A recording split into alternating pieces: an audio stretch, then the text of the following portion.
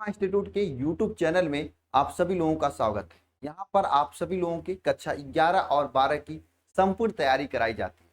आप सभी लोग अल्फा इंस्टीट्यूट के न्यू बैच से जुड़ने के लिए मोबाइल नंबर 930-577-1375 पे कॉल करें या फिर अल्फा इंस्टीट्यूट का एप्लीकेशन को डाउनलोड करें और न्यू बैच को ज्वाइन करें, जहां पर आपको नई क्लासेज स्टार्टिंग से चैप्टर 1 से दी जाती हैं और लाइव क्लासेज होती हैं। लाइव क्लास का आपको पीडीएफ नोट्स, डीपीपी, असाइनमेंट दी जाती है।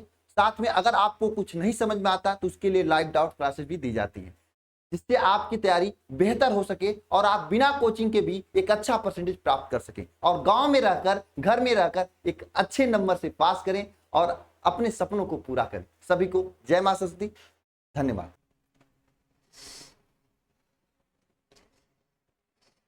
हेलो फ्रेंड, मैं हूं नागेंद्र कुमार पटेल और हम लोग आज भौतिक विज्ञान कक्षा 11 के अध्याय 6 कार्य, ऊर्जा और शक्ति के बारे में अध्ययन करेंगे। इसका पूरा अध्ययन करेंगे, लेक्चर लेंगे। देखिए, जो कार्य, ऊर्जा, शक्ति है, ये कक्षा 11 के भौतिक ज्ञान फर्स्ट पेपर के वार्षिक परीक्षा के लिए बहुत ही जरूरी है, इंपॉर्टेंट चैप्टर है। कार्य, ऊर्जा में से आप देखते हैं बहुत ही क्वेश्चन आएंगे, आप देखेंगे तो कार्य, ऊर्जा, शक्ति में हम पहले देख लेते हैं कि हमको पढ़ना क्या क्या है। पहले तो ये देख ले हमको क्या क्या टॉपिक पढ़ना है। तो पहले हमको पढ़ना है कार्य और गतिज ऊर्जा की धारणा, कार्य ऊर्जा प्रमेय। हम लोग कार्य ऊर्जा प्रमेय पढ़े हैं कि कार्य ऊर्जा और ऊर्जा कार्य के बराबर होता है, तो उसी को हम लोग सिद्ध करेंगे। कार्य ऊर्जा प्रमेय क्या होता है, कार्य और गतिज ऊर्जा की धारणा पढ़ेंगे। फिर हम पढ़ेंगे कार्य क्या होता है और कार्य का मापन कैसे किया जाता है, गतिज ऊर्जा क्या होती है। फिर हम पढ़ेंगे परिवर्ती बल द्वारा किया गया कार्य क्या होता है। जब बल क्या हो, किसी वस्तु पर लगाया गया बल समय के साथ परिवर्तित होता रहता हो, कभी बल बढ़ जाए और कभी बल घट जाए, तब उसके द्वारा कितना किया गया कार्य होगा। परिवर्ती बल के लिए कार्य ऊर्जा प्रमेय, यहाँ तो था बल का मान नियत रहेगा तब कार्य ऊर्जा प्रमेय। यहाँ है यदि हम बल का मान हमेशा घटाते बढ़ाते रहेंगे तो उसके लिए कार्य ऊर्जा प्रमेय क्या होगा। स्थितिज ऊर्जा की अभिधारणा पढ़ना है, स्थितिज ऊर्जा क्या होता है। उसके बाद हमको पढ़ना है यांत्रिक ऊर्जा संरक्षण। यांत्रिक ऊर्जा क्या होता है, किसी वस्तु की स्थितिज ऊर्जा और गतिज ऊर्जा के योग को हम क्या कहते हैं, यांत्रिक ऊर्जा कहते हैं। तो इसका यांत्रिक ऊर्जा संरक्षण पढ़ना है।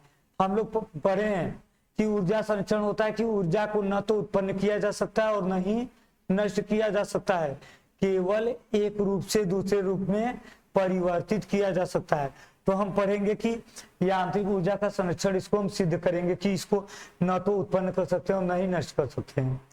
स्प्रिंग की गतिज ऊर्जा पढ़ेंगे। कोई स्प्रिंग है, उसको हम खींच कर छोड़ते हैं या दबा के छोड़ते हैं तो वो क्या करता है, गति करता है, कंपन। तो इसकी गतिज ऊर्जा क्या होती है। ऊर्जा के रूप पढ़ेंगे। ऊर्जा के विभिन्न रूप क्या क्या है हमारे। ऊर्जा के रूप है जैसे स्थितिज ऊर्जा है, गतिज ऊर्जा है, वैद्युत ऊर्जा है, चुंबकीय ऊर्जा है, सब ऊर्जा के रूप पढ़ेंगे। उसके बाद हम पढ़ेंगे इसमें पहला शक्ति। शक्ति क्या होता है और लास्ट पॉइंट पढ़ेंगे हम संघट्ट। संघट्ट क्या होता है, देखिए संघट्ट होता है कि जब दो वस्तु हैं वो आपस में क्या करती हैं, टकराती हैं, तो टकराने की प्रक्रिया को हम क्या कहते हैं, संघट्ट कहते हैं। तो हमें संघट्ट पढ़ना है कि संघट्ट क्या होता है। अब देखिए, अब हम स्टार्ट करते हैं चैप्टर को।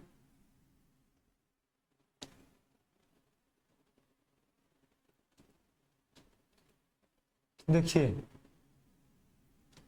पहले तो हम जानते हैं कि हम देखिए इसमें जो कार्य होता है ये आधारित होता है अदिश गुणनफल पर। दो सदिश राशियों के अदिश गुणनफल पर कार्य आधारित होता है। तो हम अध्याय 4 में गति के नियम में वहां पर हम पढ़े हैं कि अदिश गुणन क्या होता है और सदिश गुणन क्या होता है। तो देखिए, हम यहाँ बस उसका थोड़ा सा देखेंगे भाग क्या होता है। दो राशियां हैं ए और बी, वो कैसी राशियां, सदिश राशियां। इनका हमें अदिश गुणन करना है। तो अदिश गुणन को हम डाट द्वारा व्यक्त करते हैं, बिंदु के द्वारा, और इसका मान जो होता है दोनों राशि के परिमाण और इनके बीच बने कोण के कोज्या के गुणनफल के क्या होता है, बराबर होता है। ये हमारा है अदिश गुणनफल। कि अदिश गुणनफल को हम डाट के द्वारा व्यक्त करते हैं और इसका मान जो होता है दोनों राशि के परिमाण और इनके बीच बने कोण के कोज्या के गुणनफल के बराबर होता है। तो चलिए अब हम स्टार्ट करते हैं। हम पहले देखेंगे, पहला हमारा जो टॉपिक है वो था कार्य और गतिज ऊर्जा की अभिधारणा। कार्य और गतिज ऊर्जा की अभिधारणा या धारणा। देखिए इसमें हमको सिद्ध करना है कि कार्य गतिज ऊर्जा के बराबर कैसे होता है। तो हम मान लेंगे, माना यम द्रव्यमान, बड़ा लिख देते हैं, माना यम द्रव्यमान का कोई पिंड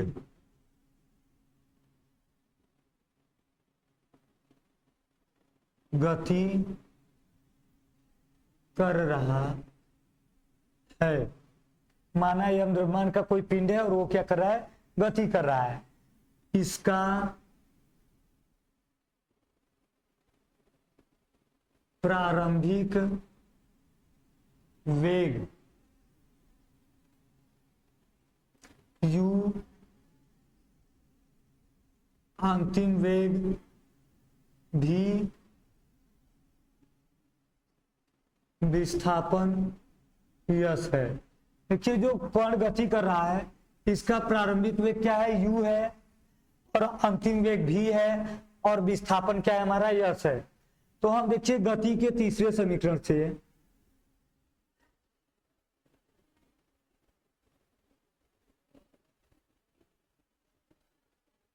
तृतीय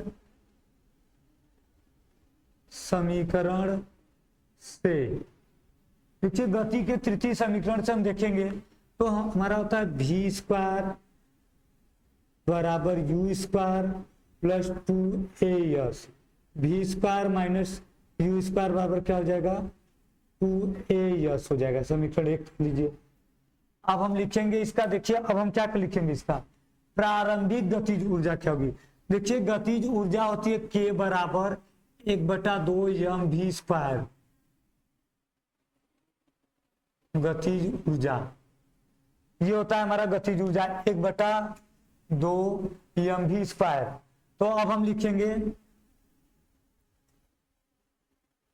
प्रारंभिक गतिज ऊर्जा, इसको हम k1 से दिखा दें या फिर ki से, i मतलब इनिशियल स्टार्टिंग पॉइंट, तो यह आ जाएगा 1/2 mu स्क्वायर, यह आ जाएगा। अब हम लिखेंगे अंतिम गतिज ऊर्जा, यह आ जाएगा कि F बराबर 1/2 mv स्क्वायर आ जाएगा। अब हम लिखेंगे गतिज ऊर्जा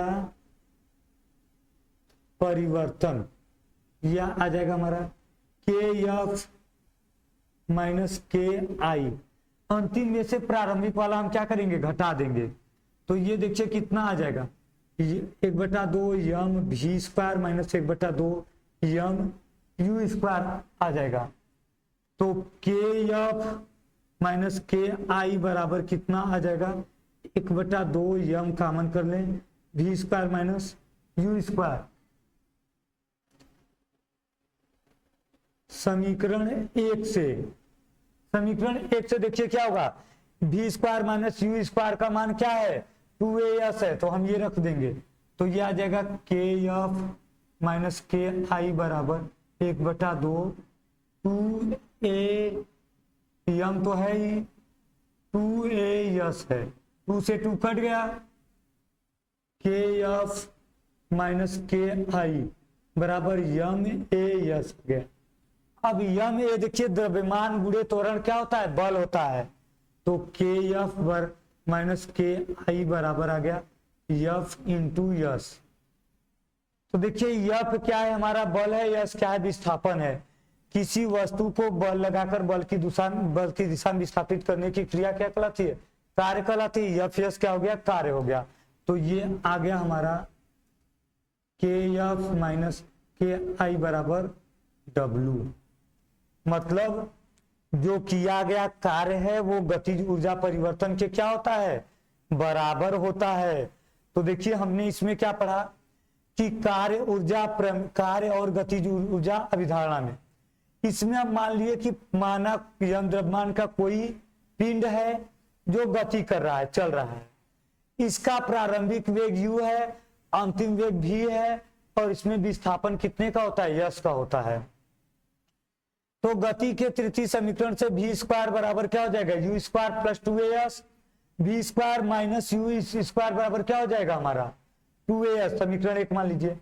अब प्रारंभिक गतिज ऊर्जा, देखिए गतिज ऊर्जा क्या होती है, वस्तु के गति करते समय जो उसमें ऊर्जा होती है वो क्या होती है, गतिज ऊर्जा। इसे k से व्यक्त करते हैं, 1/2 mv स्क्वायर होता है। तो जब हम प्रारंभिक गतिज ऊर्जा निकालेंगे के आई या k1, आई मतलब इनिशियल है, 1 लिख दीजिए, तो आ जाएगा 1/2 प्रारंभिक वेग क्या है हमारा u है, तो mu स्क्वायर। और अंतिम गतिज ऊर्जा देखेंगे तो kf है, 1/2 mv स्क्वायर। ऊर्जा परिवर्तन देखेंगे तो क्या आ जाएगा, kf माइनस के आई, तो mv square minus mu square. इसका मान देखिए 1/2 m कॉमन कर लीजिए, क्या जाएगा v square minus c square.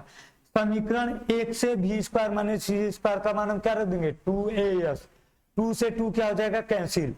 kf minus के आई बराबर क्या होगाmas, यम द्रव्यमान है, ए त्वरण है, क्या हो जाएगा बल हो जाएगा।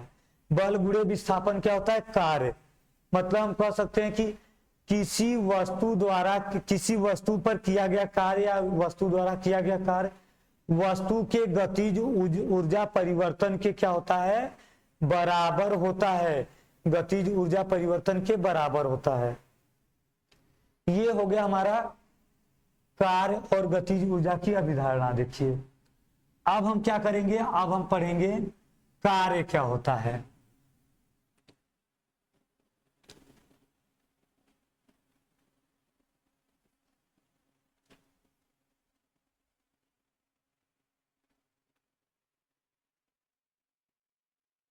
अब हम क्या पढ़ेंगे, देखिए अब हम पढ़ेंगे कार्य।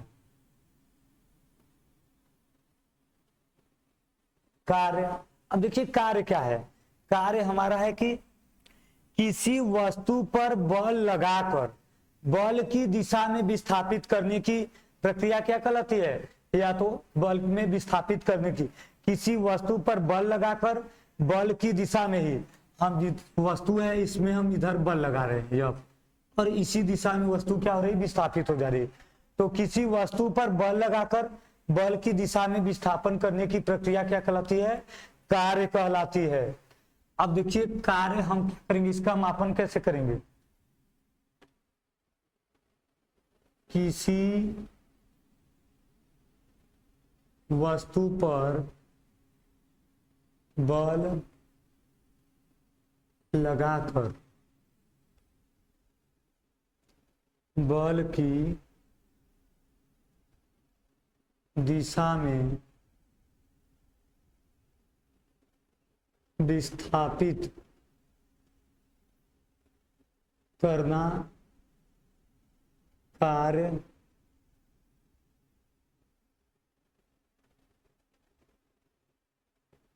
कहलाता है।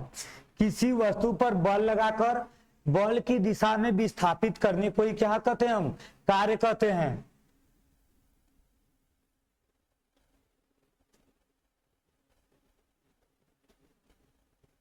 किसी वस्तु पर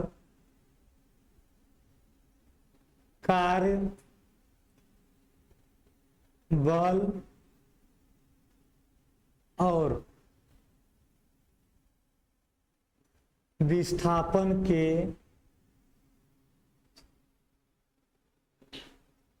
अदिश गुणनफल के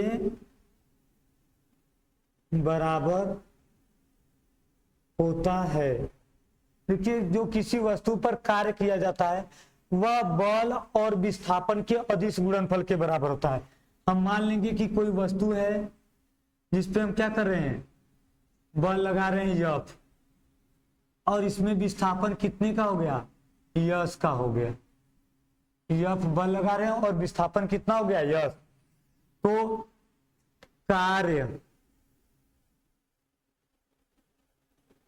कार्य को हम W से व्यक्त करते हैं। W बराबर कितना आ जाएगा, बल और विस्थापन के अदिश गुणनफल के बराबर आएगा। तो W बराबर हम जानते हैं अदिश गुणनफल क्या होता है, दो सदिश राशियों का अदिश गुणनफल क्या होता है, इनके परिमाण और इनके बीच बने कोण के कोज्या के गुणनफल के बराबर होता है। यह आ जाएगा F यस कास थीटा। ये आ जाएगा हमारा क्या कहते हैं, किया गया कार्य। अब किया गया कार्य है तो देखिए अब किया गया कार्य हो गया कि किसी वस्तु पर बल लगाकर बल की दिशा में विस्थापित करने को क्या कहते हैं, हम कार्य कहते हैं। और किसी वस्तु पर किया गया कार्य क्या होता है, बल और विस्थापन के अदिश गुणनफल के क्या होता है, बराबर होता है। हम ऐसे भी देख सकते हैं, कोई वस्तु है हमारा, इस पे हम क्षैतिज से क्या कर रहे हैं, थीटा कोण पर F बल लगा रहे हैं, और जो इसमें विस्थापन है वो कितना है, यस का है। तो देखिए हम ये तो इस दिशा में है, हम लिखेंगे बल F का क्षैतिज घटक F कास थीटा होगा। F कास थीटा होगा तो फिर कार्य बराबर क्या होता है, बल गुणे बल की दिशा में विस्थापन, विस्थापन की दिशा में बल क्या है, F cos theta into s. तो यह आ जाएगा W बराबर F यस कास थीटा। यह आ गया हमारा कार्य, किया गया कार्य। अब किए गए कार्य की भी देखिए विशेष स्थिति होती है, क्या क्या होती है,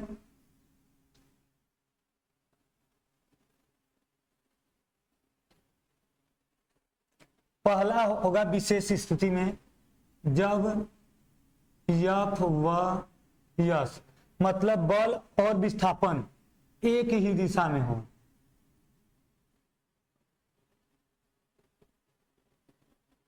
देखिए एक ही दिशा में रहेंगे तब थीटा बराबर कितना हो जाएगा, 0 अंश।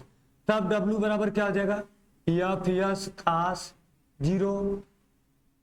तो W बराबर क्या हो जाएगा, F यस कास 0 का मान क्या होता है, 1 होता है। तो हम कह सकते हैं कि जब बल और विस्थापन दोनों एक ही दिशा में होते हैं तब इस पर किया गया कार्य क्या होता है, बल और विस्थापन के परिमाण के गुणनफल के धनात्मक मान के बराबर होता है। दूसरा हम देख लेंगे जब F व यस लंबवत हो तब थीटा बराबर कितना हो जाएगा, 90 डिग्री। तब W बराबर क्या हो जाएगा, F यस कास 90। कास 90 डिग्री का मान कितना होता है, 0 तो W बराबर क्या हो जाएगा, 0। मतलब जब बल और विस्थापन दोनों एक दूसरे के लंबवत हो तब उस पर किया गया कार्य क्या होता है, 0 होता है, 0। हम सर पे कोई वस्तु रख लेते हैं और इधर से उधर खूब घूम लिए, विस्थापन कर लिए, तो कुछ कार्य किए। हमारे हिसाब से तो हम बहुत कार्य किए, लेकिन भौतिक विज्ञान के हिसाब से कोई कार्य किए, कार्य 0 किए। क्योंकि जब हम सर पे कोई वस्तु रखेंगे तो वस्तु का भार mg क्या हो जाएगा, बल नीचे की तरफ कार्य करेगा, और इसमें हम चल रहे हैं लेकर इस दिशा में, विस्थापन एक दूसरे के क्या है, लंबवत है, तो 90 अंश रखेंगे तो क्या हो जाएगा, 0 अंश हो जाएगा। तीसरा है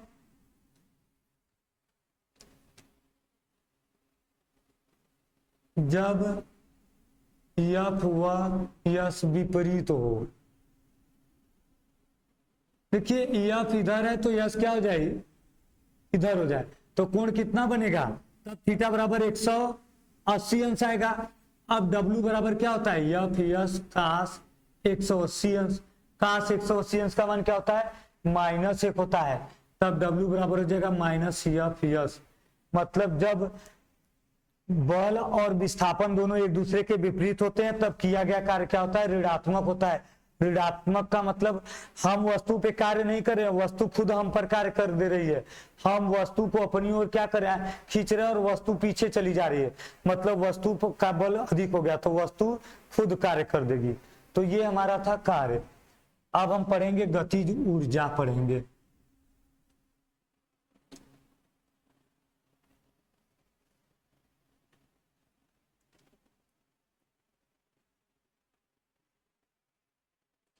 देखिए अब हम क्या पढ़ेंगे, गतिज ऊर्जा पढ़ेंगे।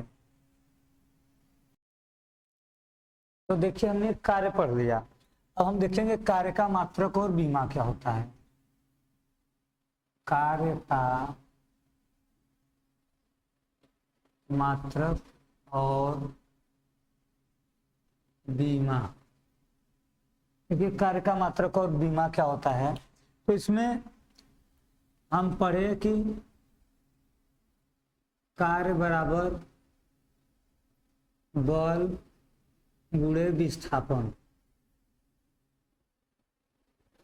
तो देखिए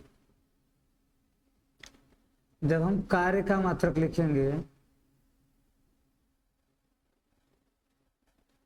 कार्य का मात्रक, तो हम बल का मात्रक लिख देंगे। बल का मात्रक क्या होता है, बल बराबर होता है द्रव्यमान गुणे त्वरण। तो इसका मात्रक हो जाएगा किलोग्राम मीटर प्रति सेकेंड। या तो हम इसको ऐसे लिख दें, इसका मात्रक होता है कि ग्राम मीटर प्रति सेकेंड स्क्वायर इंटू विस्थापन का मात्रक क्या हो जाएगा, मीटर। तो कार्य का मात्रक आ जाएगा किलोग्राम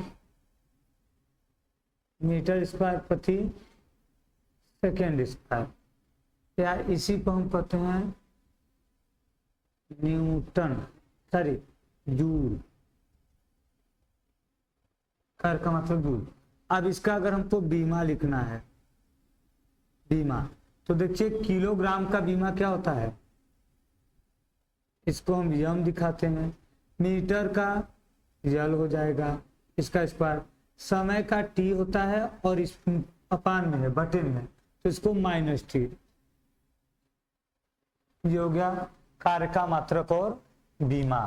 कार्य बराबर होता है बल गुणे विस्थापन। अगर कार्य का मात्रक लिखना है तो हम पहले बल का मात्रक लिख देंगे, न्यूटन किलोग्राम मीटर प्रति सेकेंड स्क्वायर होता है, और विस्थापन का मात्रक क्या हो जाएगा, मीटर।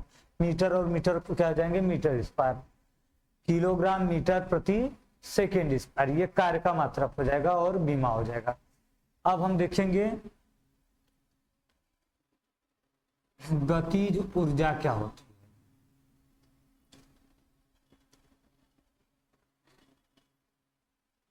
गतिज ऊर्जा, देखिए अब हम देखेंगे गतिज ऊर्जा क्या होती है। अब हम देखेंगे गतिज ऊर्जा। गतिज ऊर्जा देखिए क्या होती है।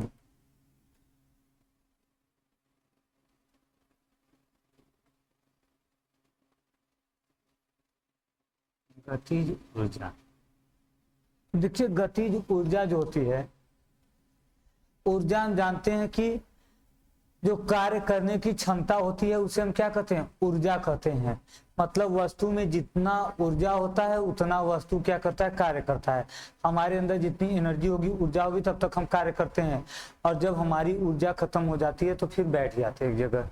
ऊर्जा खत्म हो जाती है तो हम कार्य करने के लिए तत्पर नहीं होते हैं, उसके लिए तैयार नहीं होते हैं।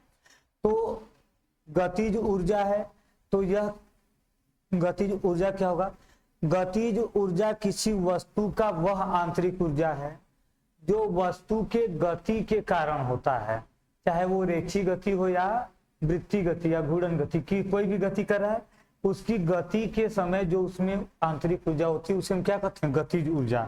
तो हम कहेंगे किसी वस्तु के गति के समय, किसी वस्तु के गति के समय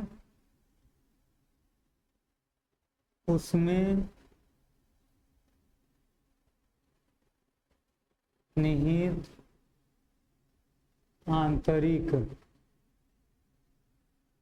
ऊर्जा को गतिज ऊर्जा कहते हैं। क्योंकि किसी वस्तु, ऊर्जा तो हम जानते हैं कार्य करने की क्षमता को ऊर्जा कहते हैं।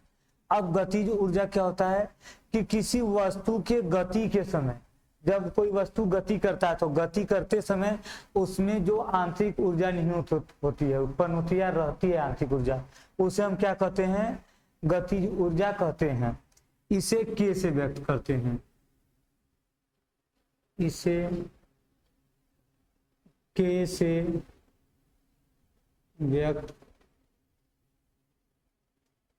करते हैं कि क्योंकि गतिज ऊर्जा को बोलते हैं काइनेटिक एनर्जी। तो ये क्या होता है हमारा? के से इसे व्यक्त करते हैं, गतिज ऊर्जा। अब देखिए हम जानते हैं कि जो ऊर्जा होती है वह कार्य के क्या होती है? बराबर होती है। ऊर्जा कार्य के बराबर, अभी हम देखे थे ऊर्जा कार्य के बराबर W के बराबर आया था। तो हम क्या लिखेंगे?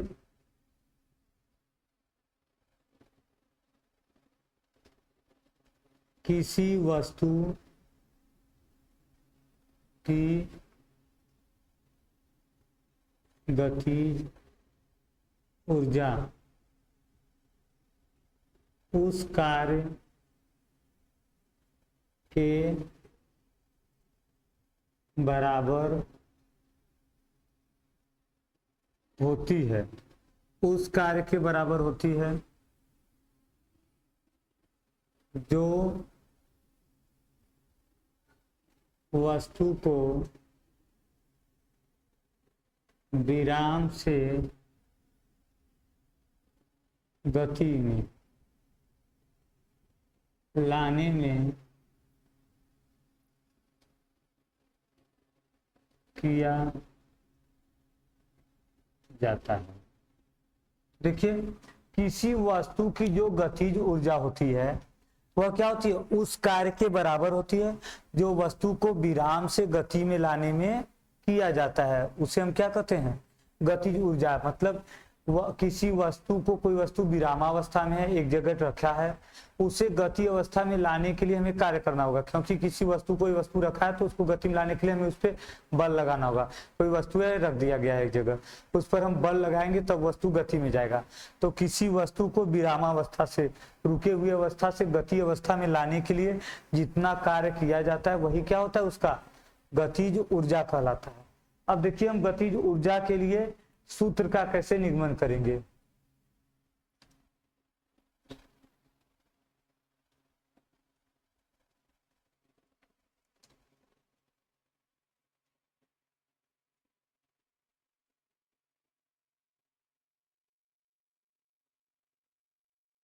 तो देखिए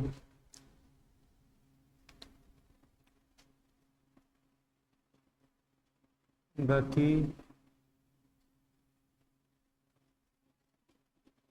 ऊर्जा के लिए सूत्र, गतिज ऊर्जा के लिए सूत्र का देखिए अब हम निगमन कैसे करेंगे, गतिज ऊर्जा के लिए हम सूत्र कैसे लाएंगे। तो देखिए इसके लिए क्या करेंगे? माना किसी वस्तु का द्रव्यमान यम है,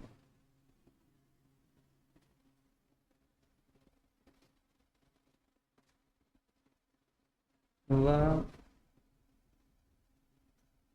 विरामावस्था में है, इस पर बल F, इस पर बल F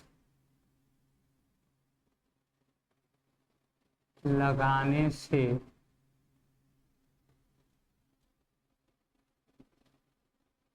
इसका वेग भी हो जाता है। तो देखिए इसका वेग क्या हो जाता है भी। हमने मान लिया कि माना किसी वस्तु का द्रव्यमान क्या है, यम है, यम द्रव्यमान का कोई वस्तु है और वो विराम अवस्था में कहीं एक जगह पर क्या है, स्थिर है। अब हम उस पर क्या कर रहे हैं, इस पर यफ बल लगा देते हैं। यफ बल लगाने से वह गति अवस्था में आ जाता है, उसका वेग क्या हो जाता है, भी हो जाता है। तो हम लिखेंगे, देखिए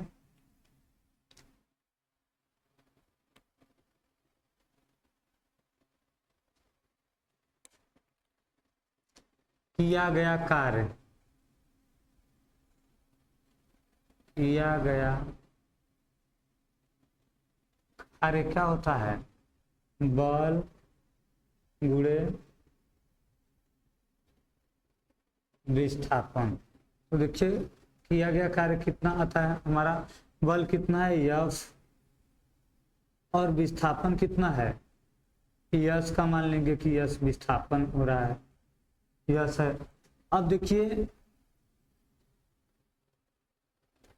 एफ का मान तो क्या आ जाएगा, यम ए आ जाएगा और यस का मान आ जाएगा भी square minus u square upon 2a, ये आ जाएगा यस का मान। तो हम देखिए क्या कर देंगे, इसमें दिखा देंगे, चूंकि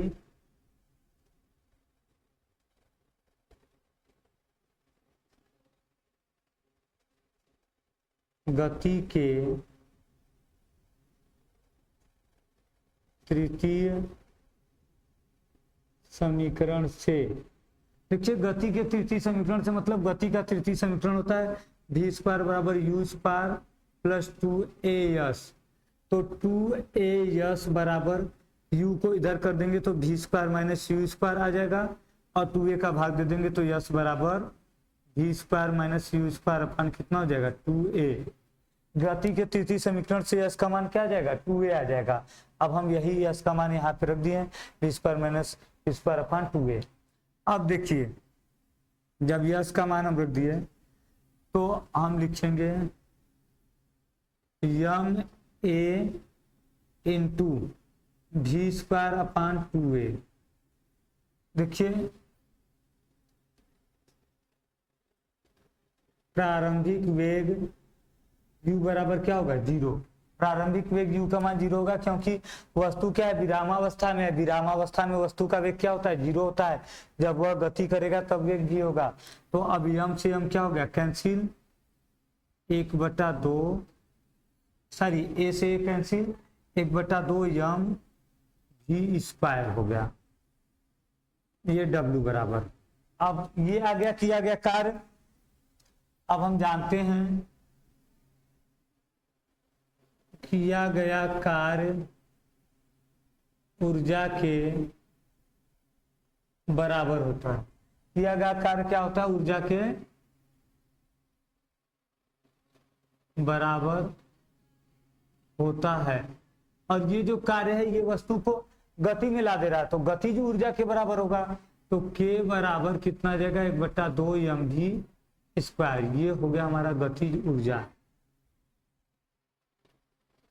तो देखिए हमने देखा गतिज ऊर्जा के लिए सूत्र का निगमन किया। तो माना किसी वस्तु का द्रव्यमान यम है और वस्तु विरामावस्था में है, इस पर यफ बल लगाने से इसका वेग कितना हो जाता है, भी हो जाता है।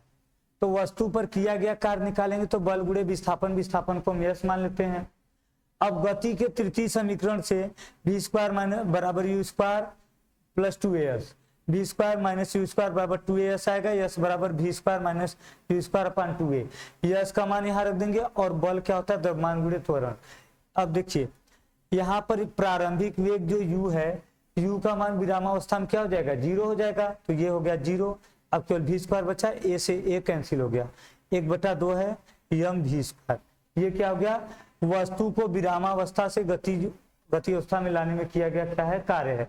और किया गया कार्य ही क्या होता है, ऊर्जा के बराबर होता है। तो ये हो गया हमारा गतिज ऊर्जा के बराबर 1/2 एम भी स्क्वायर। अब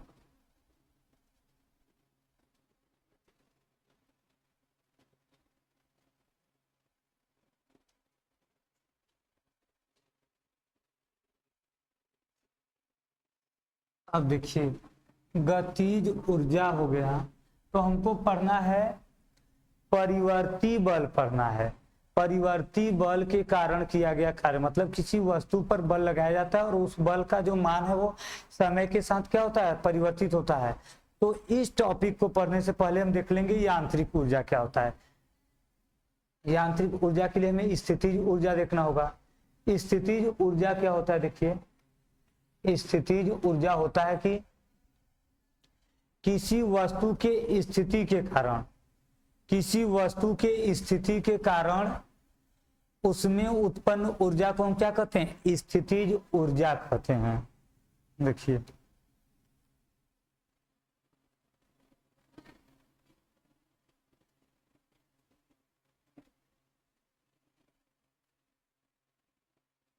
स्थितिज ऊर्जा, पोटेंशियल एनर्जी। तो देखिए ये क्या होगा,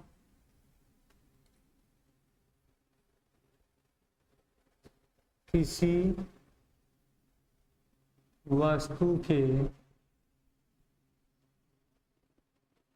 स्थिति के कारण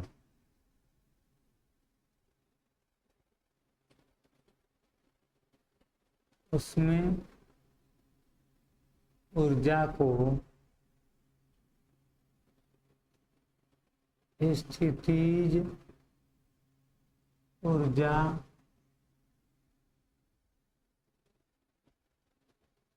कहते हैं। इसे P से व्यक्त करते हैं, U से व्यक्त करते हैं। पोटेंशियल एनर्जी को देखिए हम U से व्यक्त करते हैं। तो किसी वस्तु में उसकी स्थिति के कारण उसकी ऊर्जा को हम क्या कहते हैं, स्थितिज ऊर्जा कहते हैं। इसे हम U से व्यक्त करते हैं, स्थितिज ऊर्जा को हम U से व्यक्त करते हैं। अब देखिए स्थितिज ऊर्जा हो गया। अब हम स्थितिज ऊर्जा को कैसे करेंगे,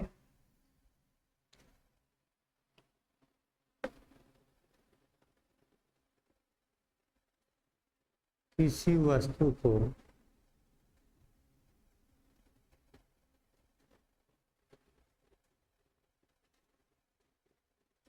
उसकी स्थिति में लाने में किया गया कार्य स्थितिज ऊर्जा के बराबर होता है। किसी वस्तु को उसकी स्थिति में, जिस स्थिति में हमें उसकी ऊर्जा निकालनी है, उस स्थिति में लाने में किया गया कार्य क्या कहलाता है, स्थितिज ऊर्जा कहलाता है। स्थितिज ऊर्जा क्या होता है, किसी वस्तु में उसकी स्थिति के कारण जो उसमें ऊर्जा होती है रहती है, उस समय जब वो एक जगह स्थित होता है तब उसकी ऊर्जा को क्या कहते हैं, स्थितिज ऊर्जा कहते हैं। उसे U से व्यक्त करते हैं। अब कोई वस्तु है, हमें उसका जिस पोजीशन में, जिस स्थिति में ऊर्जा निकालना है, उसको प्रारंभिक स्थिति से उस स्थिति में लाने में जितना कार्य करना होता है, किया गया कार्य, उसका क्या कहलाता है, स्थितिज ऊर्जा। अब हम देखेंगे स्थितिज ऊर्जा का कैसे आएगा सूत्र।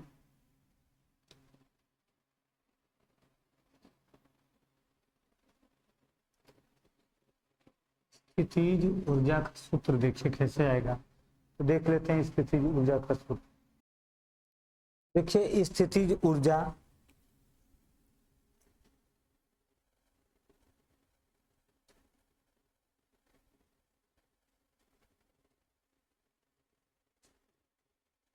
स्थितिज ऊर्जा। अब देखिए स्थितिज ऊर्जा में क्या होता है कि जब हम स्थितिज ऊर्जा करेंगे तो इसमें आएगा कि मान लेंगे कि ये पृथ्वी है, पृथ्वी का त्रिज्या क्या है, r है, और द्रव्यमान क्या है, यम ई है। अब इस पर कोई यम द्रव्यमान का क्या है, वस्तु रखा गया, इसको हम h ऊंचाई तक ऊपर क्या करते हैं, उठा देते हैं।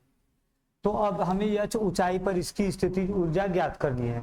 तो देखिए इसमें क्या होगा कि इस वस्तु पर कितना बल लगाया जाएगा, वस्तु पर बल लगाया जाएगा mg नीचे की तरफ, हमें उतना बल क्या लगाना होगा ऊपर की तरफ उसके विरुद्ध। तो आ जाएगा हमारा जो ऊर्जा आएगा, देखिए लिखेंगे वस्तु को h ऊंचाई ऊपर उठाने में किया गया कार्य। देखिए ये कितना जगह बल लगेगा इस पर, बल गुणे विस्थापन। तो देखिए बल कितना होगा हमारा mg होगा और विस्थापन कितना होगा h हुआ, यहाँ से यहाँ तक कर दिए h ऊंचाई mg h, ये आ जाएगा हमारा किया गया कार्य आ जाएगा। अब किया गया कार्य है तो देखिए अब ये क्या आएगा हमारा, किया गया कार्य क्या होता है ऊर्जा के बराबर होता है। तो जब ये गति करता रहता है, यहीं पे हम यहाँ पे उठाकर इसको छोड़ दे रहे हैं तो ये स्थिर हो गया, तो इसे हम u से दिखाएंगे। अगर ये उठाते रहते इधर उधर गति करता रहता तो गतिज ऊर्जा होती, तो ये हो जाता हमारा जगह mgh, ये क्या हो गया हमारा स्थितिज ऊर्जा। गतिज ऊर्जा आया था k बराबर 1/2 mv स्क्वायर, अब ये आ गया हमारा स्थितिज ऊर्जा mgh। अब देखिए हम स्थितिज ऊर्जा को इसलिए अभी पढ़ लिए क्योंकि हमें पढ़ना है यांत्रिक ऊर्जा। तो यांत्रिक ऊर्जा क्या होता है, यांत्रिक ऊर्जा हमारा होता है किसी वस्तु के गतिज ऊर्जा तथा स्थितिज ऊर्जा के योग को यांत्रिक ऊर्जा कहते हैं।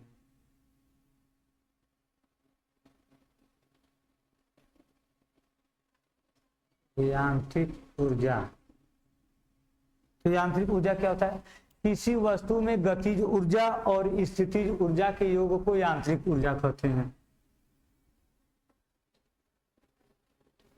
किसी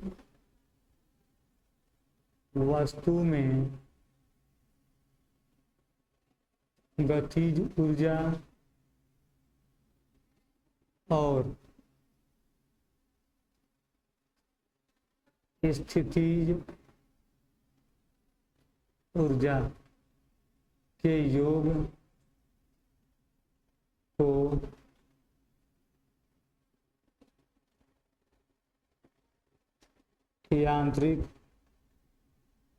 ऊर्जा कहते हैं। इसे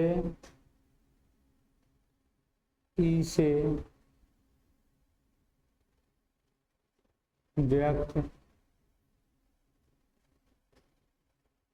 करते हैं, इसे हम ई से क्या करते हैं व्यक्त करते हैं। तो जब हम इसे ई से व्यक्त करते हैं तो देखिए ई बराबर कितना आ जाएगा u प्लस के, मतलब स्थितिज ऊर्जा और गतिज ऊर्जा दोनों के योग को हम क्या कहेंगे यांत्रिक ऊर्जा। यांत्रिक ऊर्जा बराबर क्या होता है गतिज ऊर्जा और स्थितिज ऊर्जा दोनों के योग को हम क्या कहते हैं यांत्रिक ऊर्जा कहते हैं।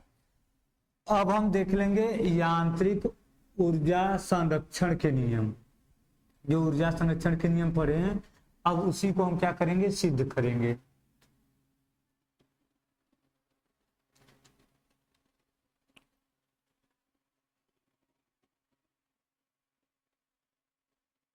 यांत्रिक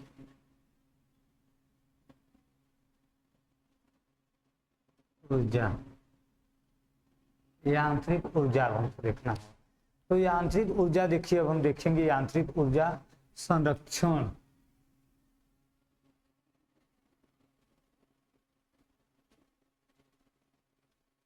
यांत्रिक ऊर्जा संरक्षण अब हमको देखना है। देखिए यांत्रिक ऊर्जा संरक्षण हमको देखना है तो हम क्या करेंगे, इसके लिए एक फिगर बनाएंगे।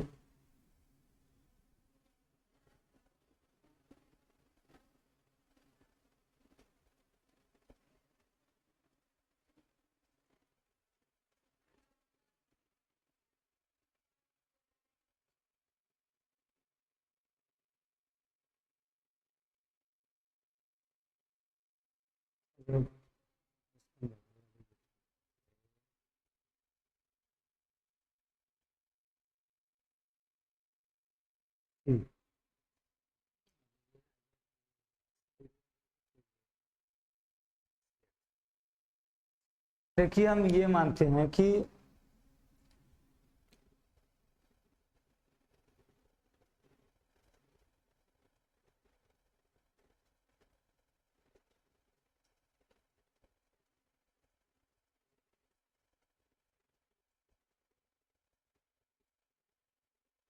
ये देखिए ये आंतरिक ऊर्जा संरक्षण के लिए क्या करेंगे हम, देखिए हम देखेंगे कि माना कोई वस्तु ए है, ए पर है, जो कि पृथ्वी तल से h ऊंचाई, h मीटर ऊंचाई क्या है ऊपर है, और ए पर इसका जो वेग है u का मान वो क्या है 0 है।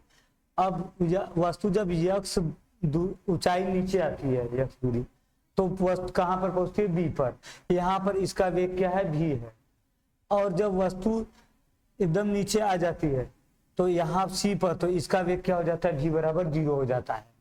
अब हम दिखाएंगे कि बिंदु ए, बी और सी तीनों पर अलग अलग यांत्रिक ऊर्जा का मान निकालेंगे और तीनों बिंदु पर यांत्रिक ऊर्जा का मान बराबर आएगा। तो ये क्या ऊर्जा संरक्षण के नियम का पालन करता है। ऊर्जा में ही पढ़े कि ऊर्जा को न तो उत्पन्न कर सकते हैं न ही नष्ट कर सकते हैं, केवल एक रूप से दूसरे रूप में परिवर्तित कर सकते हैं। तो यांत्रिक ऊर्जा सभी ऊर्जा का योग है, तो यांत्रिक ऊर्जा का मान परिवर्तन नहीं होना चाहिए। तो हम देखिए लिखेंगे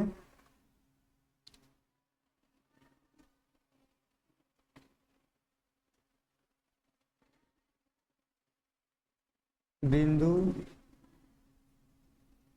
ए पर, देखिए बिंदु ए पर क्या होता है, बिंदु ए पर जो हमारे यांत्रिक ऊर्जा का है, तो यहाँ पर बिंदु ए पर देखिए ऊंचाई कितना है h है, और पृथ्वी का जो इस पे लगेगा वो बल वो क्या होगा mg। तो बिंदु ए पर u बराबर कितना होगा mgh दिया जाएगा, और k बराबर होता है 1/2 mv²। तो बिंदु ए पर वेग का मान क्या होगा 0 होगा स्टार्टिंग में, तो k बराबर क्या आ जाएगा 0, v का मान 0 रखेंगे, पूरा क्या हो जाएगा 0। अब हम देखेंगे E बराबर कितना आ जाएगा u + k mgh + 0, E बराबर कितना आ गया mgh आ गया। समीकरण नंबर 1 कर लेंगे।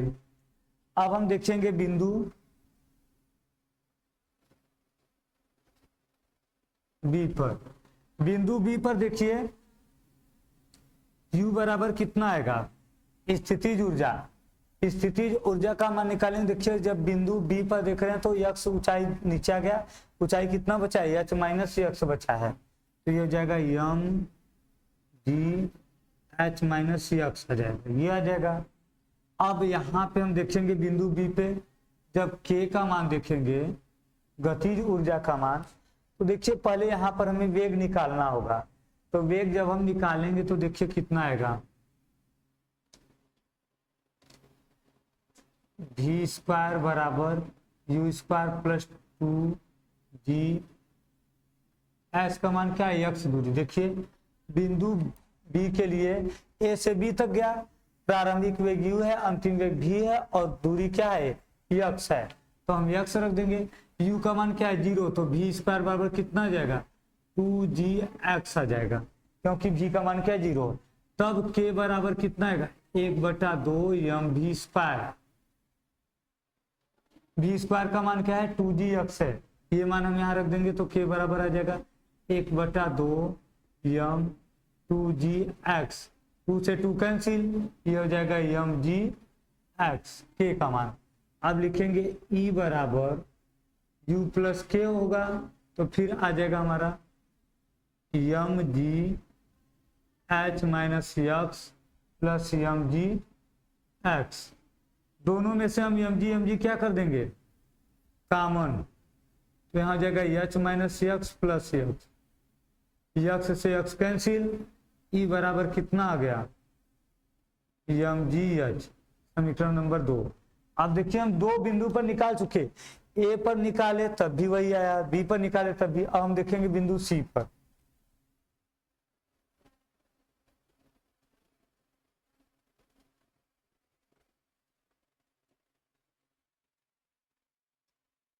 बिंदु सी। तो देखिए जब बिंदु सी के लिए हम देखेंगे तो u बराबर कितना होगा, बिंदु सी के लिए ऊंचाई क्या है, 0 हो गया, ऊंचाई खत्म हो गया, तो यम जी एच बराबर आ जाएगा 0। और इसके लिए देखेंगे कि हम पूरा कहां से कहां तक आ गया, यहां तक आ गया, तो v स्क्वायर बराबर u स्क्वायर प्लस 2gh आ जाएगा। अब पूरा a से c तक h दूरी तय किया और अंतिम वेग v बराबर क्या हो गया हमारा, v का मान अब हम निकालेंगे, यहाँ 0 नहीं होगा वेग, देखिए c पर, तो v का मान कितना होगा, u का मान 0 है, 0 प्लस 2gh, 2gh आ जाएगा। तो k बराबर गतिज ऊर्जा कितना आ जाएगा, 1/2 एम भी स्क्वायर। तो एम भी स्क्वायर का मान कितना है, 1/2 एम भी स्क्वायर का मान है 2gh, 2 से 2 कैंसिल, ये आ गया हमारा mgh। अब फिर E निकालेंगे यांत्रिक ऊर्जा, तो U प्लस k करेंगे, U का मान 0 है, प्लस mgh, तो E बराबर कितना आ गया, mgh, समीकरण नंबर 3 ये हो गया। देखिए अब देखिए हम समीकरण 1, 2 और 3 बिंदु ए पर, बी पर, सी पर यांत्रिक ऊर्जा का मान निकाले, सभी जगह क्या है, बराबर आया है। मतलब यांत्रिक ऊर्जा बराबर है, मतलब ऊर्जा को हम न तो नष्ट कर सकते हैं न तो उत्पन्न कर सकते हैं। लेकिन हम देख रहे हैं यहाँ आपका स्थितिज ऊर्जा क्या था, अधिक था, और ये क्या है, कम है। फिर बिंदु बी पर ये कम हो गया, h माइनस एक्स हो गया, और इसका मान गतिज ऊर्जा का मान बढ़ गया। मतलब स्थितिज ऊर्जा का मान घट रहा है तो गतिज ऊर्जा का मान बढ़ रहा है। अब देखिए हम देखेंगे कि एक बिंदु ए पर था, h ऊंचाई पर, यहाँ वेग 0 है, जब x ऊंचाई नीचे आया तो वेग भी हो गया, जब और नीचे आया तो क्या हो गया, यहाँ पे वेग भी, यहाँ भी हो गया।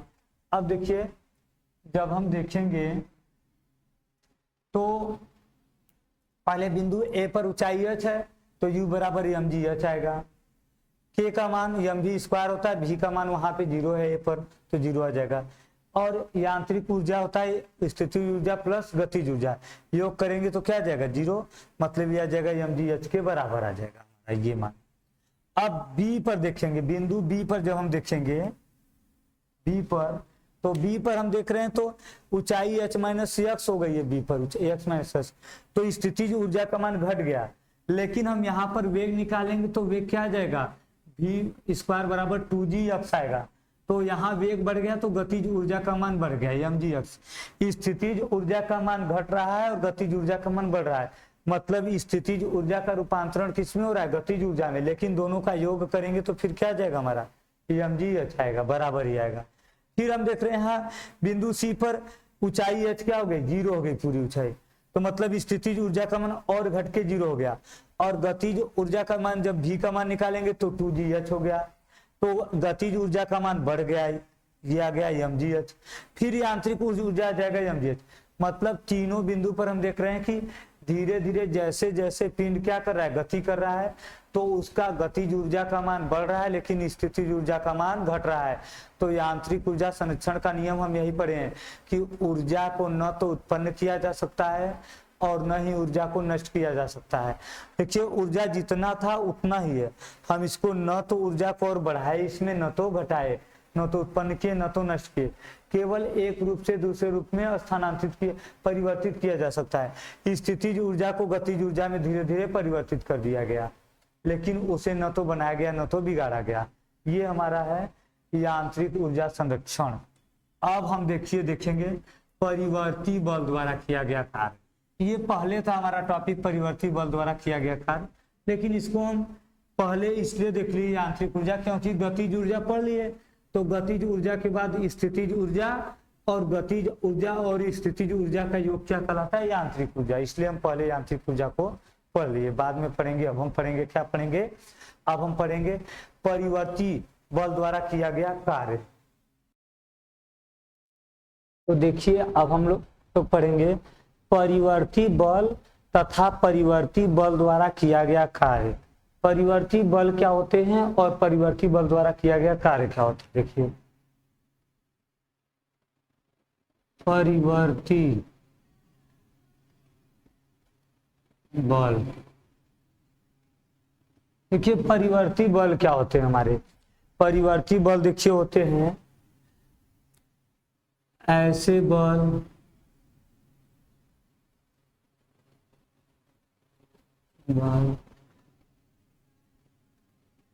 जो समय के साथ अपना परिमाण बदलता है। देखिए ऐसा बल जो समय के साथ अपना परिमाण बदलता है उसे हम क्या कहते हैं, परिवर्ती बल कहते हैं।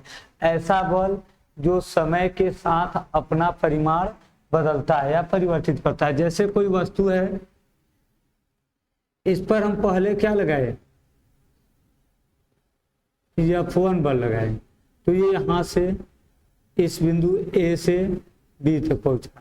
फिर जब A पे B पे पहुंच गया तो इस पे फिर हम F2 बल लगाए, तो ये फिर B से कहां तक पहुंचा, C पे। तो ये जो दोनों बल हैं, देखिए दोनों के परिमाण जब अलग अलग होंगे, मतलब ये एक ही वस्तु पर ये बल लगाए जा रहे हैं और इसका स्थान या समय के साथ क्या हो रहा है, परिमाण बल का मान बदल रहा है, परिवर्तित हो रहा है, तो इसे हम क्या कहेंगे, परिवर्ती बल कहेंगे। तो परिवर्ती बल हो गया। अब हम देखेंगे परिवर्ती बल द्वारा किया गया कार्य क्या होता है। देखिए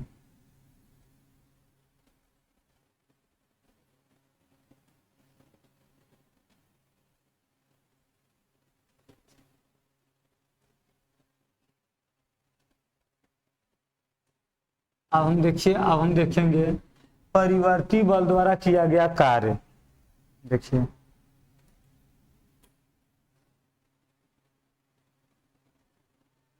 परिवर्ती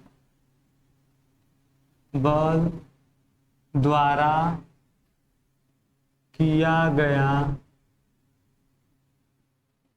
कार्य। देखिए परिवर्ती बल द्वारा किया गया कार्य जब हम देखेंगे तो इसमें हम क्या करेंगे, किसी वस्तु पर ऐसा बल लगाएंगे जिसका कि क्या होता हो, हर समय पर क्या होता है, समय समय पर उसका परिमाण बदलता हो। देखिए हम ये दिखा देंगे, ये है x और ये है y, तो इस पर हम दिखा देंगे बल और इस पे क्या दिखा देंगे हम,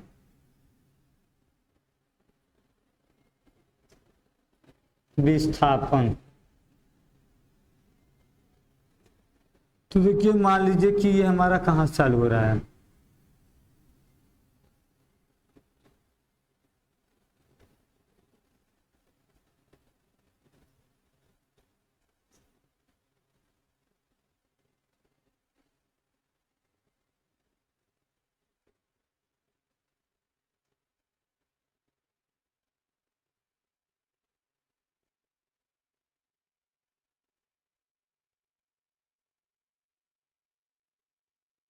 F5। तो देखिए ये जो दूसरा है ये मान लीजिए कि यहां तक आ गया और ये तीसरा वाला आ गया, चौथा वाला आ गया। देखिए ये घट भी सकते हैं, ये हमारा क्या है, F1 है, F2 है और ये F3 है। तो देखिए तीन बल लग रहे हैं जो इस वस्तु को पहले यहां से यहां तक विस्थापित कर देते हैं, फिर यहां से यहां तक, यहां से यहां तक, जिसकी दूरी क्या है, डेल्टा x है। तो अब देखिए बल द्वारा जब किया गया कार्य हम निकालेंगे। देखिए F1 द्वारा किया गया कार्य, तो ये आ जाएगा W1, तो ये आ जाएगा कितना हमारा, F1 डेल्टा x। फिर जब F2 द्वारा किया गया कार्य निकालेंगे तो यह आ जाएगा W2 बराबर F2 डेल्टा एक्स। फिर हम F3 द्वारा किया गया कार्य निकालेंगे तो W3 हो जाएगा F3 डेल्टा एक्स। तो जब हम संपूर्ण कार्य निकालेंगे तो W बराबर आ जाएगा F1 delta x plus F2 delta x plus F3 delta x plus dot dot जहाँ तक जाए। देखिए 3 तक गया है तो इसको हम 3 तक दिखा देंगे तो W बराबर आ जाएगा समेशन ऑफ एफ आई बराबर 1 से आई बराबर 3 और डेल्टा एक्स, यही आ गया हमारा परिवर्ती बल द्वारा किया गया कार्य। तो देखिए परिवर्ती बल द्वारा जब किया गया कार्य हम निकालेंगे तो परिवर्ती बल द्वारा देखिए किया गया कार्य हम क्या करेंगे, यह एक वस्तु है जो पहले यहाँ पर है, पहले कहाँ पर है, बिंदु ए पर है। फिर जब इस पे F1 बल लगाया जाता है तो बी पर पहुंच जाता है डेल्टा एक्स दूरी चलकर। फिर F2 बल लगाया जाता है तो ये सी पर पहुंच जाता है डेल्टा एक्स दूरी चलकर। फिर F3 बल लगाया जाएगा तो सी से डी पर पहुंच जाता है। तो अब देखिए इसमें जब ये डेल्टा एक्स दूरी चल रहा है और बल F1 F2 F3 है तो तीनों द्वारा किया गया कार्य क्या होगा, पहला बल इंटू विस्थापन डेल्टा एक्स है, दूसरा बल इंटू विस्थापन, तीसरा बल इंटू विस्थापन। संपूर्ण कार्य निकालेंगे तो संपूर्ण बलों द्वारा किया गया कार्य का योग कर देंगे तो ये क्या आ जाएगा हमारा परिवर्ती बल द्वारा किया गया कार्य। परिवर्ती बल द्वारा किया गया कार्य देखिए हो गया।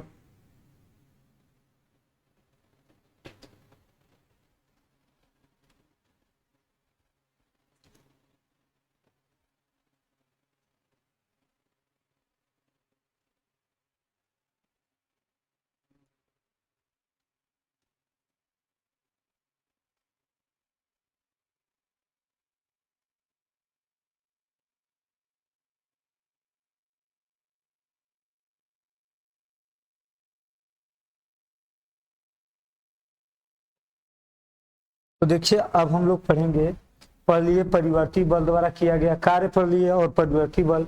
तो अब पढ़ेंगे शक्ति। शक्ति क्या होती है देखिए,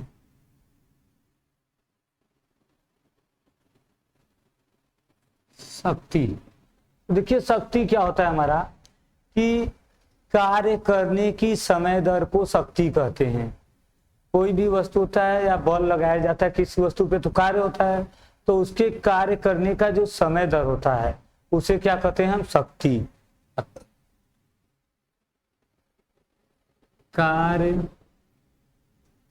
करने की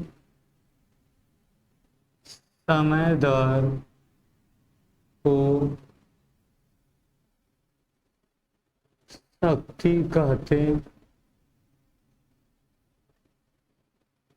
हैं। मतलब कि इसे P से व्यक्त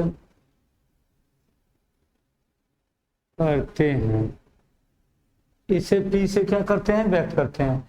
देखिए कार्य करने की समय दर को शक्ति कहते हैं और शक्ति को हम क्या करते हैं, P से व्यक्त करते हैं। तो P बराबर कितना आ जाएगा हमारा, dW/dt। कार्य करने का जो समय दर रहेगा ये क्या कहलाएगा, शक्ति। W कार्य है, कार्य का मतलब क्या होगा हमारा, जूल प्रति सेकेंड, या इसी को हम कहते हैं वाट। तो देखिए शक्ति क्या है, कार्य करने की समय दर को शक्ति कहते हैं, इसे P से व्यक्त करते हैं। P बराबर dW/dt आएगा। W कार्य है, कार्य का मतलब जूल होता है, और समय का मतलब सेकेंड, जूल प्रति सेकेंड, या इसी को कहते हैं वाट। अब देखिए P बराबर हम लिख सकते हैं, W का मतलब क्या होता है, F इंटू R कर सकते हैं, या यश विस्थापन अपान dt। अब इसको हम लिख सकते हैं P बराबर F इंटू dr विस्थापन बटा समय dt। तो अब देखिए विस्थापन बटा समय है तो ये कितना आ जाएगा, P बराबर F इंटू v, जहां v क्या है,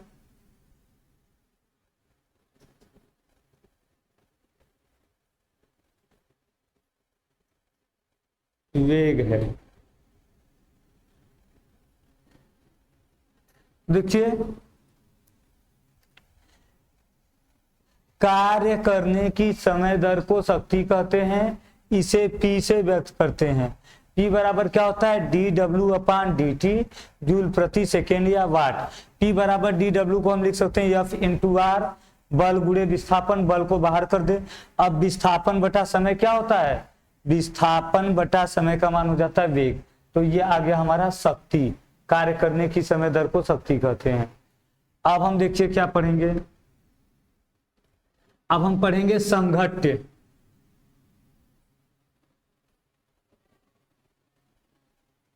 संघट्य क्या होता है,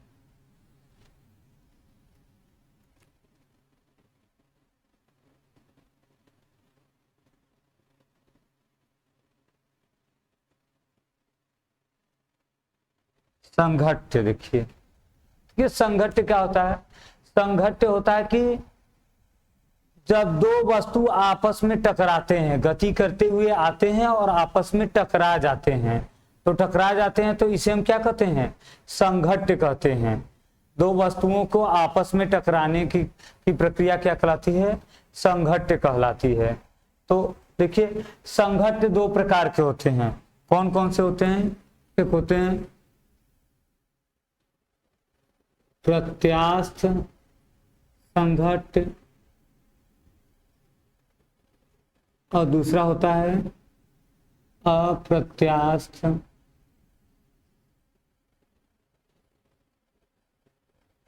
संघट्य। प्रत्यास्थ और अप्रत्यास्थ संघट्य, ये क्या है हमारा, देखिए दो वस्तुओं को आपस में टकराने की प्रक्रिया क्या कहलाती है, संघट्य कहलाती है। और जो हमारा संघट्य है ये दो प्रकार का होता है, प्रत्यास्थ और अप्रत्यास्थ। अब हम पढ़ेंगे कि प्रत्यास्थ संघट्य क्या होता है और अप्रत्यास्थ संघट्य क्या होता है। तो देख लेते हैं इसको। तो देखिए अब हम पहले देखेंगे प्रत्यास्थ संघट्य क्या होता है। प्रत्यास्थ संघट्य,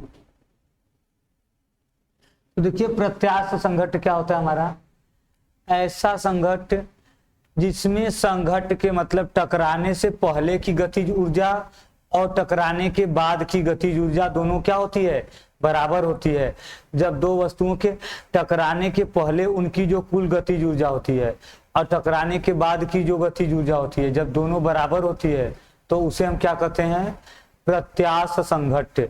जैसे दीवार पे गेंद मारते हैं, दीवार पे गेंद फेंकते हैं तो गेंद टकराकर वापस आती है और उसी ही गतिज ऊर्जा से वापस आती है जिस गतिज ऊर्जा से उसको हम फेंकते हैं। जितना तेज फेंकेंगे हम क्या करेंगे, गेंद को दीवार पर जितनी तेज फेंकेंगे ये टकराकर उतनी ही तेज वापस आती है। तो इनमें गतिज ऊर्जा में परिवर्तन नहीं होता है, जितना ऊर्जा से जाता है उतनी ऊर्जा से क्या होता है, वापस आ जाता है। तो ये कहलाता है हमारा प्रत्यास्थ संघट्य। और दूसरा क्या है हमारा, देखिए प्रत्यास्थ संघट्य है जिसमें गतिज ऊर्जा में कोई परिवर्तन न हो, वस्तु के टकराने से पहले की गतिज ऊर्जा और टकराने के बाद की गतिज ऊर्जा बराबर हो, उसमें परिवर्तन न हो। और अप्रत्यास्थ संघट्य क्या होता है,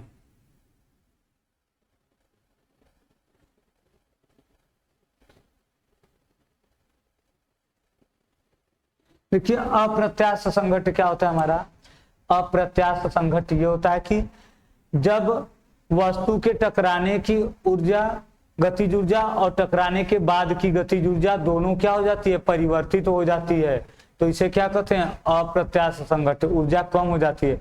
जैसे गीली मिट्टी होती है, गीली मिट्टी को जब दीवार पे फेंकेंगे तो वो उसी पे लग जाएगी, चिपक जाएगी और उसकी ऊर्जा क्या हो जाएगी, जीरो।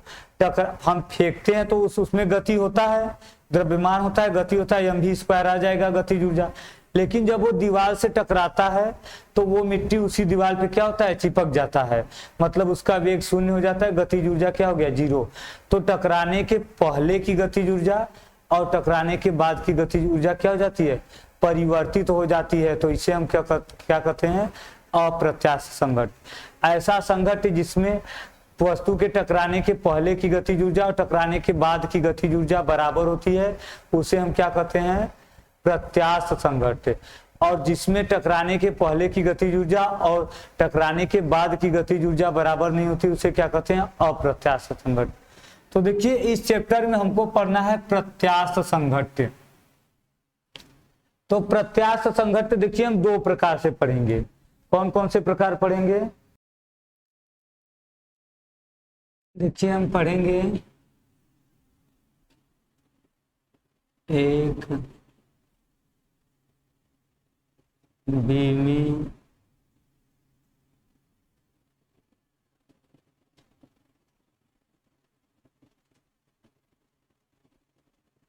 प्रत्यास्थ संघट्ट। देखिए एक बीमा में प्रत्यास्थ संघट्ट हम पढ़ेंगे। तो इसमें हम क्या देखेंगे, मान लेंगे कि दो पिंड हैं, ठीक है, इसका द्रव्यमान है m1 और इसका है m2।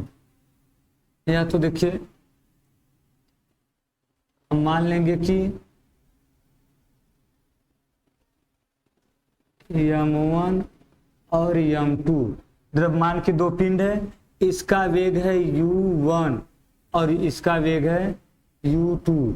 ये गति करते हुए आपस में क्या करते हैं, संघट्ट कर जाते हैं, और संघट्ट करने के बाद द्रव्यमान तो वही रहेगा, लेकिन इसका वेग हो जाता है v1 और इसका हो जाता है v2। देखिए इसमें हम लिखेंगे, माना m1 m2 द्रव्यमान के दो पिंड हैं जो एक ही दिशा में u1 तथा u2 वेग से गति कर रहे हैं और आपस में संघट्ट करते हैं। संघट्ट करने के टकराने के बाद इनका वेग v1 तथा v2 हो जाता है। तो अब हम लिखेंगे, देखिए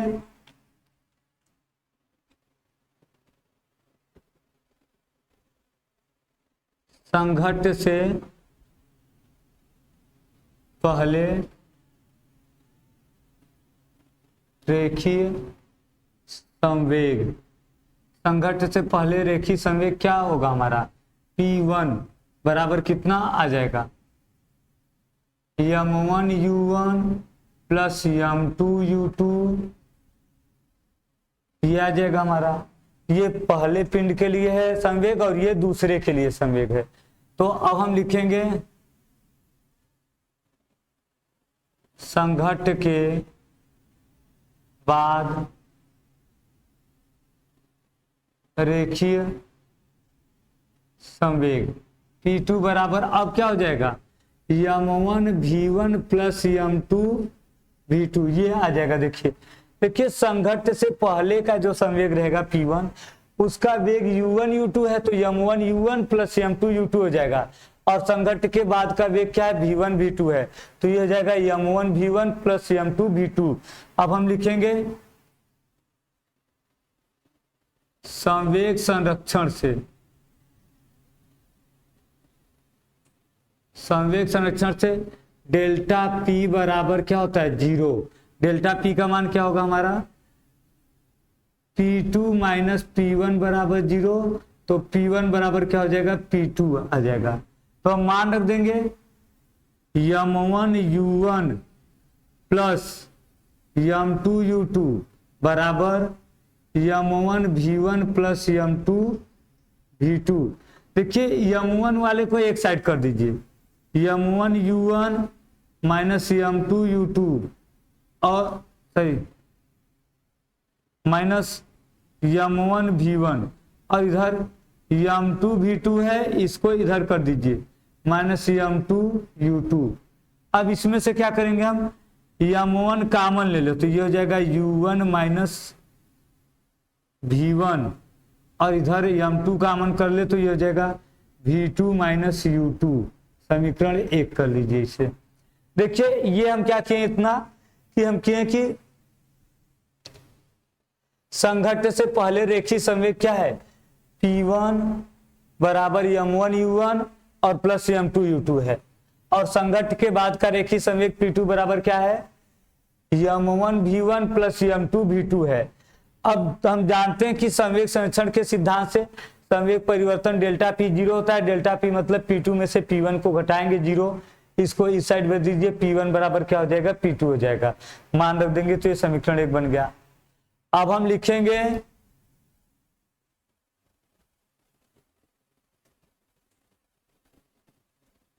संघट्ट से पहले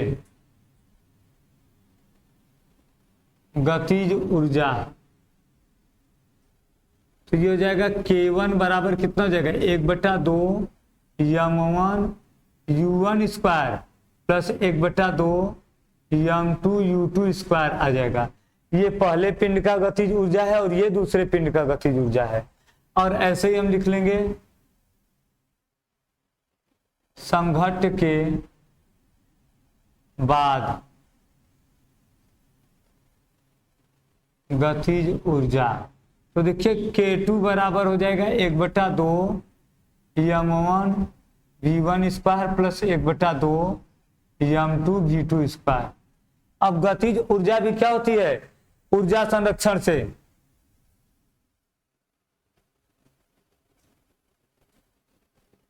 ऊर्जा संरक्षण के नियम से K1 बराबर क्या आ जाएगा हमारा, K2। तो हम यहां मान रखेंगे तो यह आ जाएगा 1/2, देखिए हम कॉमन कर लें दोनों में से, m1 u1 स्क्वायर प्लस 1/2 सही m2 u2 स्क्वायर, दोनों में से 1/2 बाहर ले लिए, इसमें से भी 1/2 को बाहर कर लीजिए, ये जगह m1 v1 square minus m2 v2 square plus में, देखिए ये 1/2 क्या हो गया, कैंसिल।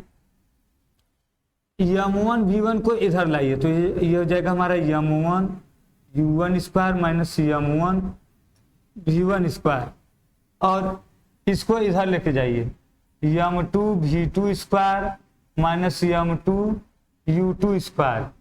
देखिए इसमें से m1 कॉमन कर लीजिए, ये हो जाएगा u1 माइनस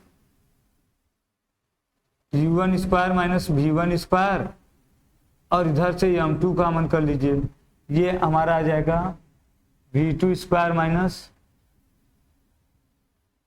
u2 स्क्वायर। समीकरण 2 बन गया। तो देखिए हम क्या किए, पहले हम लिखे संघट्ट टकराने से पहले का संवेग और टकराने के बाद का संवेग, और दोनों संवेग बराबर होंगे क्योंकि रेखीय संवेग संरक्षण के सिद्धांत से संवेग अपरिवर्तित होता है। तो जब इसमें संवेग का मान रखेंगे तो m1 को एक साइड करेंगे और m2 को एक साइड, तो ये हमें मान मिल जाएगा समीकरण 1। और संघट्ट से पहले की गतिज ऊर्जा K1 बराबर, संघट्ट के बाद की गतिज ऊर्जा K2 बराबर। ऊर्जा संरक्षण के नियम से ऊर्जा क्या होती है, अपरिवर्तित, मतलब दोनों ऊर्जा क्या हो जाएगी, बराबर। यहाँ 1/2 कॉमन लेके काट देंगे, फिर m1 को एक साइड करेंगे और m2 को एक साइड, ये समीकरण 2 बन गया।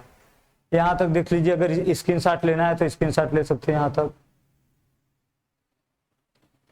ठीक है। तो अब हम क्या करते हैं, इसके आगे बढ़ते हैं। देखिए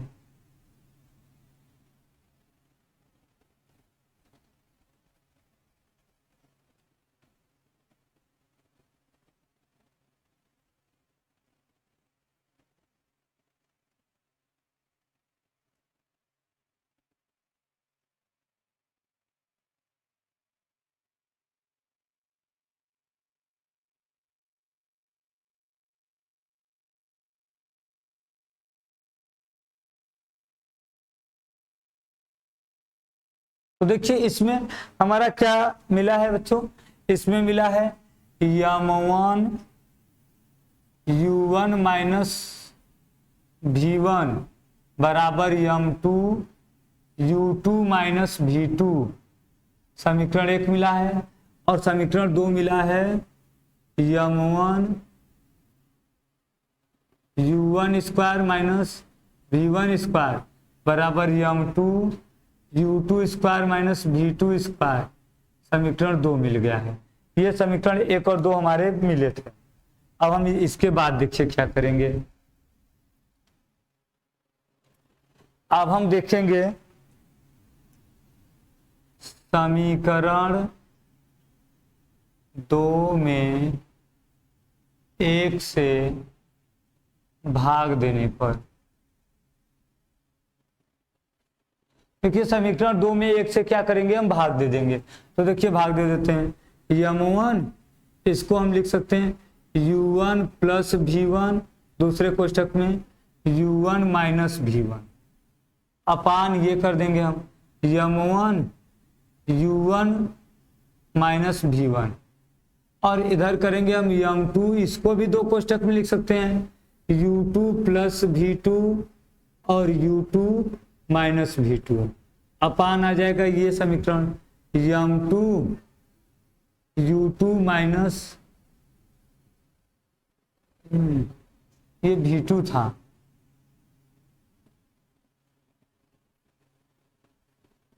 ये u2 था, ये भी क्या था हमारा v2 और ये u2 था। तो देखिए ये उल्टा हो गया हमारा, ये आ जाएगा हमारा v1 प्लस u1 और ये आ जाएगा ये तो रहेगा u1 प्लस v1 और u1 माइनस v1, ये सही था। ये केवल आ जाएगा हमारा v1 plus v2 plus u2, और ये क्या आ जाएगा हमारा v2 माइनस u2, और ये भी आ जाएगा हमारा v2 माइनस u2। ये हो गया समीकरण 2 को 1 से भाग देने पर। अब देखिए ये इससे क्या हो जाएगा कैंसिल, और यहाँ ये इससे कैंसिल हो गया, m1 से m1 हो गया, m2 से m2 हो गया कैंसिल। बचा क्या हमारे पास u1 प्लस v1 बराबर v2 प्लस u2, ये बचा हमारा समीकरण। इसको हम लिख सकते हैं u1 माइनस u2 बराबर v2 माइनस v1, ये आ गया हमारा समीकरण, ये 3 हो गया, ये समीकरण 3 हो गया। अब हम क्या करेंगे, समीकरण 3 से एक बार हम क्या करेंगे, u1 का मान निकाल करके किस में रख देंगे, हम समीकरण 1 या 2 में रख देंगे, और एक बार u2 का मान निकाल कर रख देंगे। दोनों का मान हम निकाल कर क्या करेंगे, उसमें रख देंगे। तो देखिए अब हम कैसे रखते हैं, देखिए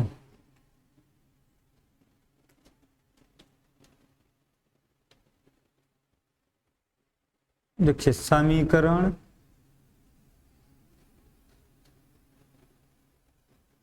3 से u1 बराबर v2 minus v1 plus u2, ये माना जाएगा। अब लिखेंगे यह मान समीकरण 1 में रखने पर, देखिए यह मान हम क्या करेंगे, समीकरण 1 में रख देंगे। तो कितना आ जाएगा, देखिए m1 u1 का मान हम कितना रखेंगे, v2 minus v1 plus u2 minus v1, इतना आ जाएगा। इधर आ जाएगा हमारा m2 v2 माइनस u2, ये आ जाएगा। अब हम क्या करेंगे, गुणा कर देंगे इसका अंदर। पहले देखिए ये आ जाएगा हमारा m1 v1 माइनस क्या करेंगे हम 2v2 plus u2, v2 minus 2v1 plus u2, और इधर आ जाएगा हमारा m2, ये है हमारा v2 माइनस u2। तो देखिए गुणा कर दीजिए, m1 का गुणा जब हम करेंगे तो आ जाएगा m1 v2, और इधर आ जाएगा माइनस 2m1 v1 और प्लस m1 u1, और यहाँ पे हम करेंगे तो यह आ जाएगा m2 v2 minus m2 u2। देखिए हम क्या करेंगे इसमें, हम v1 जितने हैं सबको क्या करेंगे, v2 को एक साइड कर देंगे, v2 को एक साइड कर दीजिए, तो और इसको एक साइड छोड़ दीजिए। तो देखिए इसको इधर लाइए, बाकी सबको इधर लेके चले जाइए, सर यहाँ पे u2 रहेगा। तो देखिए इसको हम इधर करेंगे तो ये आ जाएगा हमारा m1 u2 plus m2 u2 बराबर, अब देखिए यहाँ पे हमारा है m2v2, ये आएगा तो क्या हो जाएगा माइनस, ठीक ये आ जाएगा हमारा m1u2 प्लस m2u2, और इधर देखिए हमारा है m2v2, ये जाएगा तो हो जाएगा माइनस m1v2, और इसके बाद क्या होगा, ये जाएगा तो हो जाएगा प्लस 2m1v1, ये आ जाएगा हमारा मान। अब हम क्या करेंगे, इसमें से हम देखिए u2 कॉमन कर लेंगे, ये जगह m1 प्लस m2, और इसमें से हम क्या कॉमन करेंगे, इसमें से हम देखिए कॉमन करेंगे 2m1v1, और इधर हम क्या कॉमन कर लें प्लस v2, तो ये हो जाएगा m2 माइनस m1, ये आ जाएगा। अब देखिए u2 का मान कितना आ जाएगा 2m1v1 plus v2 m2 minus m1 अपान m1 प्लस m2, ये मान आ जाएगा हमारा u2 का। और देखिए जब हम ये u1 का मान निकाल के रखें, जब इस समीकरण से हम क्या करेंगे u2 का मान निकाल कर रखेंगे तो हमारा u1 का मान आ जाएगा। देखिए हमने क्या किया, ये समीकरण 1 और 2 बना था, समीकरण 2 में 1 से भाग दे दिया तो समीकरण 3 आ गया। अब समीकरण 3 से पहले हम u1 का मान निकाल कर इस समीकरण में रखे, किसी भी 1 या 2 में, 1 में रख दिए तो u1 का मान रखें तो u1 कैंसिल हो गया, बचा केवल u2 का मान आएगा। अब हम क्या करेंगे, अब हम किसका मान रखेंगे, अब हम मान रखेंगे देखिए इसका, क्या कहते हैं उसे, u2 का। तो देखिए u2 का मान रखेंगे तो कितना आएगा, देखिए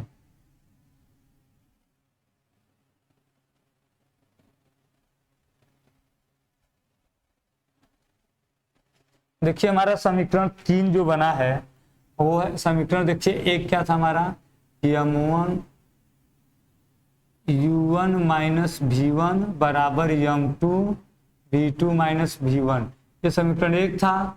और m1 u1 square minus u2 square v2 v1 square और is equal m2 v2 square minus v1 square, ये समीकरण 2 था। और तीसरा समीकरण है u1 माइनस u2 बराबर v2 माइनस v1, समीकरण 3। अब हम क्या करेंगे, देखिए u1 का मान रख दिए तो हमारा u2 का मान आ गया। अब हम u2 का मान रखेंगे तो किसका मान आएगा, हमारा u1 का मान आएगा।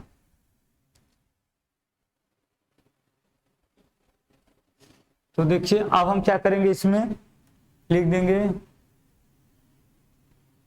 समीकरण 3 से u2 बराबर, इसको इधर लाएंगे इन सबको इधर, तो u1 minus v2 plus v1 समीकरण 1 में रखने पर, तो देखिए समीकरण 1 में जब हम रख देंगे तो ये आएगा कितना हमारा, देखिए ये आ जाएगा हमारा m1 u1 माइनस v1 बराबर m2 v2 माइनस u2 का मान ये रख देंगे हम, u1 minus v2 plus v2 हो जाएगा और माइनस v1, ये आ जाएगा।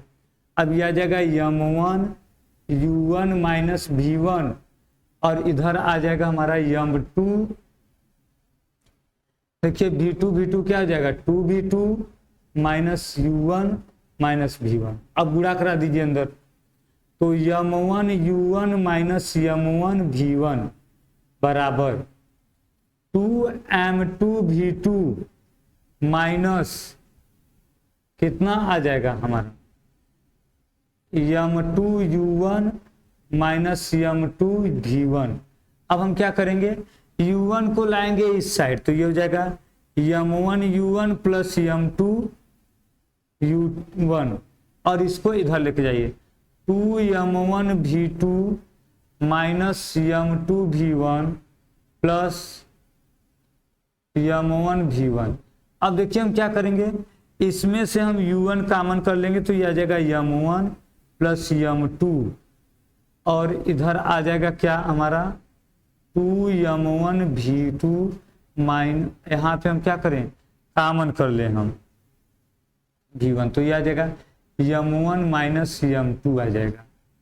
अब U1 बराबर क्या होगा, 2M1 V2 plus V1 M1 minus M2 अपान M1 प्लस M2। देखिए जब हम U2 का मान रखे थे तो U2 का मान रख दिए तो U1 आ गया, और इसके पहले U1 का मान रखे थे तो U2 आ गया था। अब अगर इस समीकरण से हम V1 का मान रखेंगे तो V2 का मान आएगा, और V2 का मान रखेंगे तो V1 का आएगा, वो भी देख लेते हैं। देखिए समीकरण 3 से V1 बराबर, देखिए V1 का मान जब हम इधर करेंगे और इन सबको इधर करेंगे तो ये हो जाएगा V2 minus U1 plus U2। समीकरण 1 में रखने पर फिर समीकरण 3 से ये जो V1 का मान आया है V2 minus U1 plus U2, ये हम समीकरण क्या करेंगे, हम समीकरण 1 में रख देंगे। जब समीकरण 1 में रखेंगे तो देखिए कितना आएगा हमारा, M1 हमें किसका मान रखना है, V1 का, तो U1 माइनस ये सब मान बदल जाएगा V2 plus U1 minus U2 is equal M2, इधर कितना है V2 माइनस U2। तो देखिए ये आ जाएगा हमारा M1 U1 कितना हो जाएगा 2U1 minus V2 plus U minus U2 बराबर M2 V2 माइनस U2। अब देखिए इसका हम गुणा कर देंगे तो 2M1 U1 minus M1 V2 minus M1 U2, और इधर आ जाएगा हमारा M2 V2 minus M2 U2। अब हम क्या करेंगे, V2 को एक साइड करें, इसको हम इसके साथ करेंगे तो यह हो जाएगा M1 V2 प्लस M2, देखिए ये हो जाएगा हमारा M1 V2 plus M2 V2, और क्या करेंगे बाकी सबको इधर लेके आएंगे तो 2M1 U1 है, और ये इधर आ जाएगा तो क्या हो जाएगा हमारा माइनस 2M1 U2 है और प्लस M2 U2। देखिए इसमें से हम V2 का अमन कर लेंगे तो M1 प्लस M2 आ जाएगा, और ये है 2M1 U1 और माइनस, ये 2 नहीं रहेगा। अब इसमें से हमको क्या कॉमन मिल रहा है, U2 कॉमन मिल रहा है, तो हो जाएगा M1 M2 माइनस M1। अब यह आ जाएगा V2 बराबर 2M1 U1 plus U2 M2 minus M1 अपान M1 प्लस M2। देखिए जब हम U1 का मान रखे तो U2 का मान आया, और U2 का मान रखे तो U1 का मान आया, और उसके बाद जब हम V1 का मान रखे तो V2 का। अब यदि हम इसी समीकरण से V2 का मान निकाल कर इसी में रख देंगे तो V1 का मान आ जाएगा। ये हमारा हो गया एक बीमा में प्रत्यास्थ संघट्ट।